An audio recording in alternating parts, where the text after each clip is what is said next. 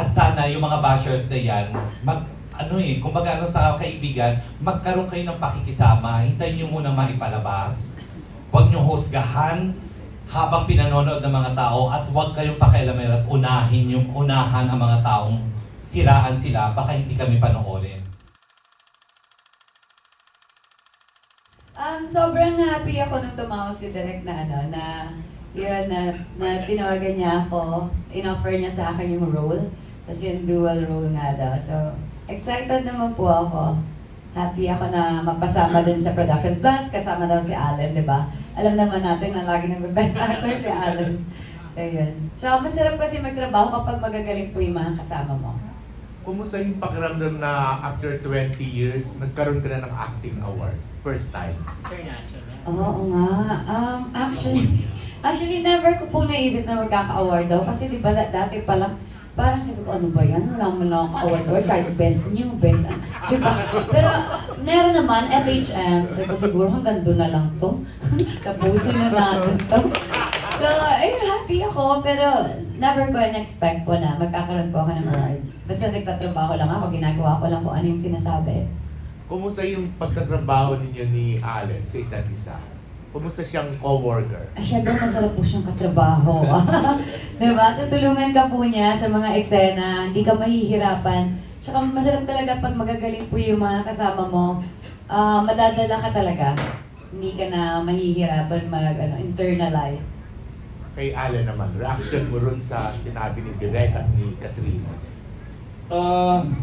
Yun nga minsan parang ako na yung, sabi ni Direk na ako na yung para dun sa role ni Abe. Siyempre, lagi siyempre may pressure pa rin para sa akin. Kasi kahit na sinasabi lang na, kaya ni Allen yan, para sa akin mahirap pa rin yung role. Kasi unang-una, hindi ako talaga baliw sa totoong buhay. Kailangan ko makuha kung paano talaga mag-ukit ng sculpture. Hindi ako marunong talaga niyan. And kailangan ko pag-aralan. Tapos,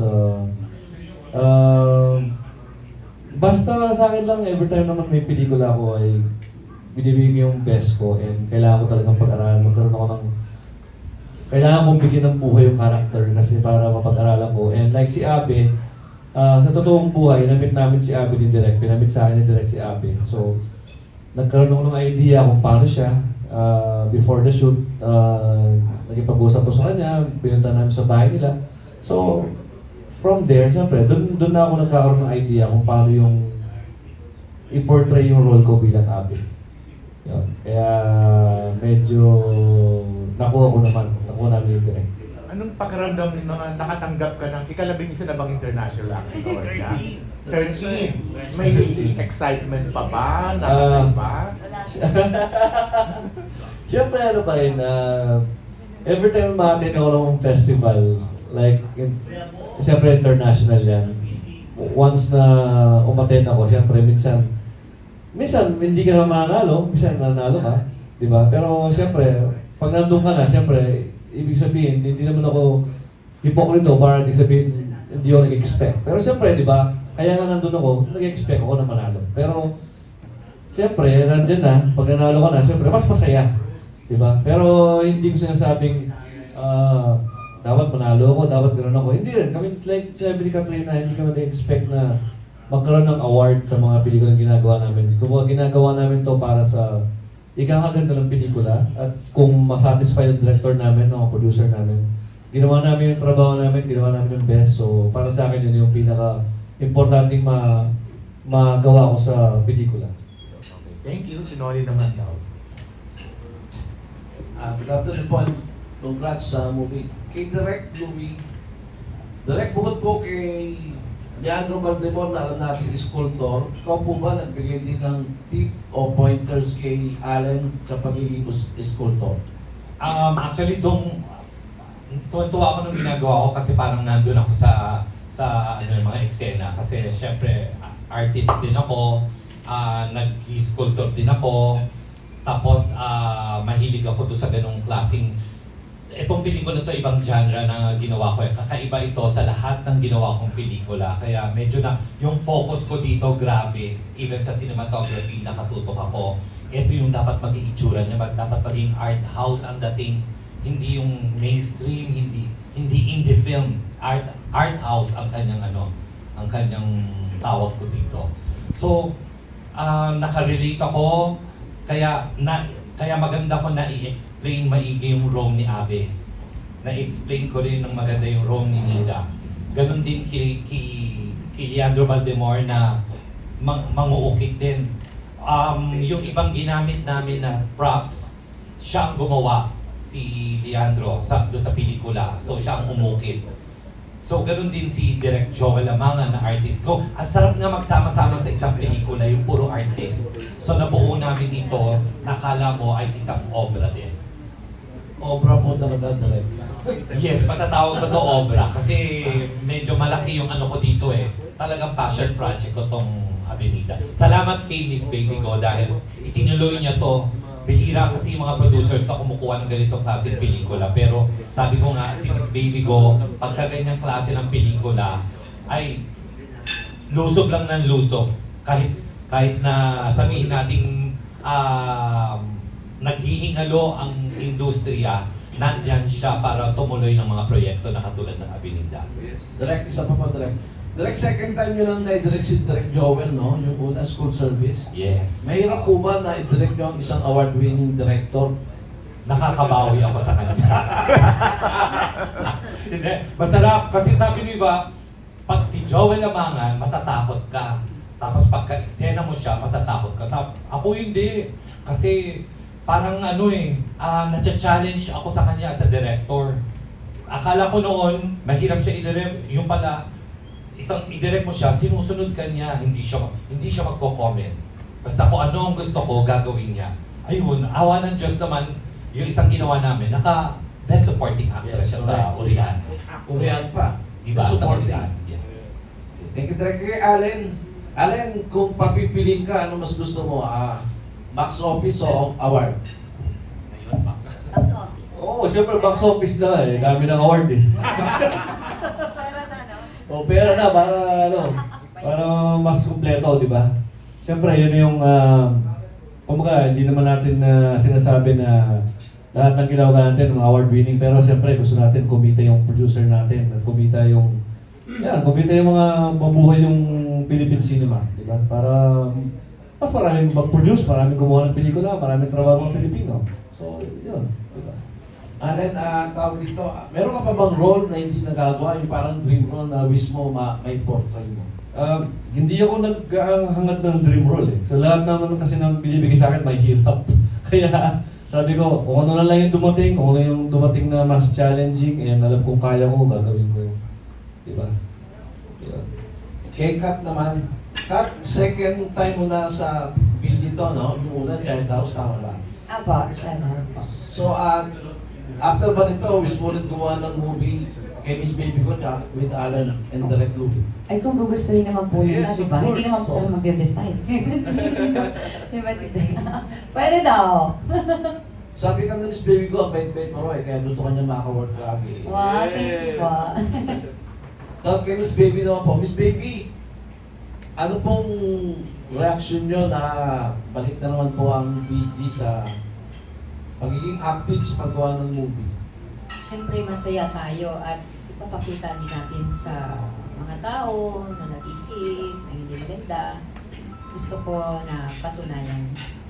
At iyon lang, marami pa akong sasabihin, hanggang huli na lang. Salamat. Thank you po. Isa na lang din. Kay Miss Jean, ano pong reaction nyo na part kayo ng BG na laging nakakakuha ng award pang international pa? Siyempre, sobrang proud ako. Kasi siyempre, lahat to is hard work ng buong production team, ng artist, and of course, yung ating director, and di ba? So, very proud ako sa lahat ng achievements. And siyempre, more to come.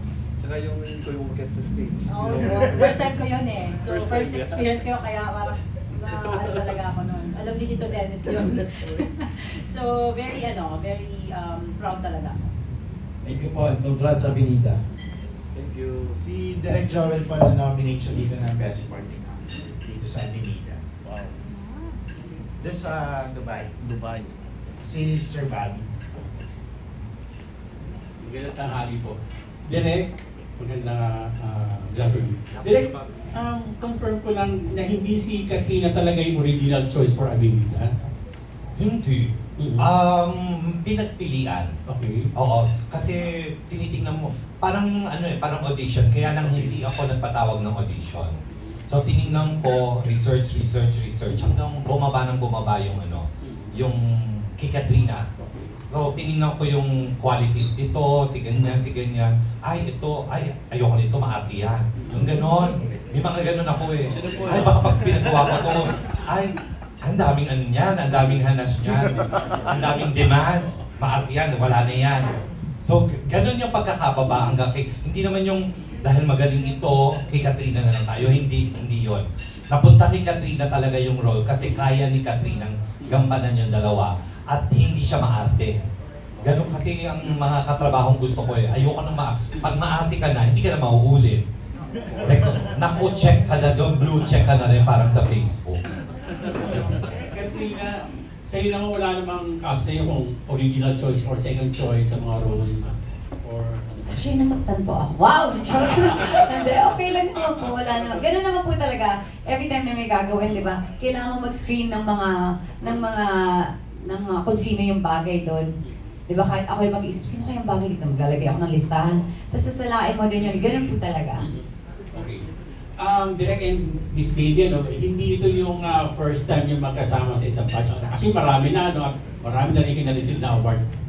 Well, with Miss G din kasama, si Dennis din sa team, ano ba yung sekreto na nagkikling ang tandem yung dalawa?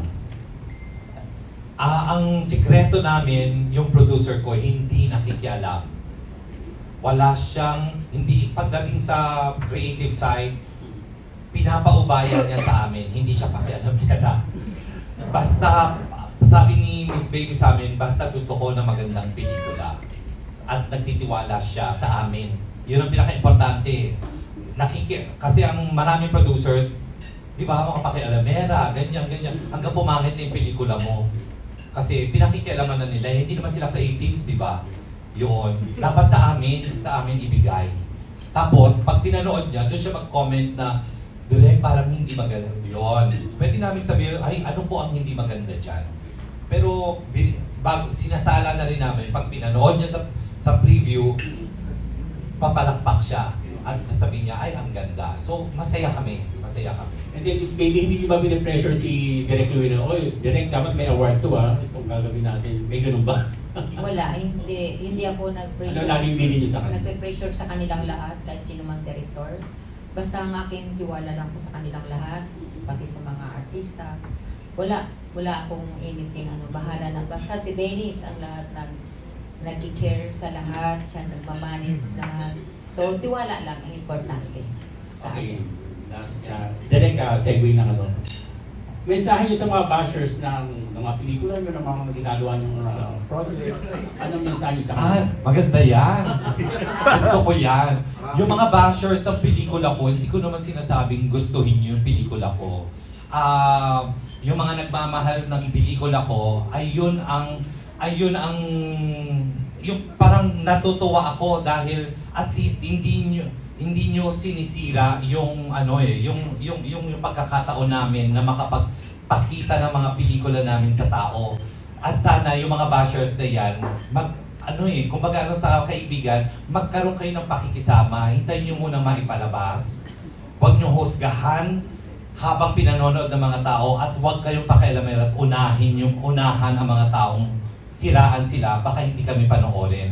Tulad yung last na ginawa kong pelikula, sobrang nasa top 10 worst films daw niya.